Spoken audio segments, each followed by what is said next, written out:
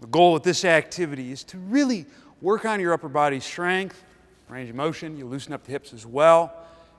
It's a great move if you're trying to improve overhead mobility, among other things. Here's what you're going to do. You're going to get into a handstand position. So in terms of your pressure points, you want to make sure you're pushing on the wiggly bone on your wrist, pisiform, and then the first metacarpal. Your weight's going to shift towards the front side as you get into position. And so what you're going to do is you're going to walk up the wall, get your pressure points, and I'm going to go like that right there. I'm going to exhale, push through those points, look towards the fingers a little bit. Inhale, knee to chest, exhale back.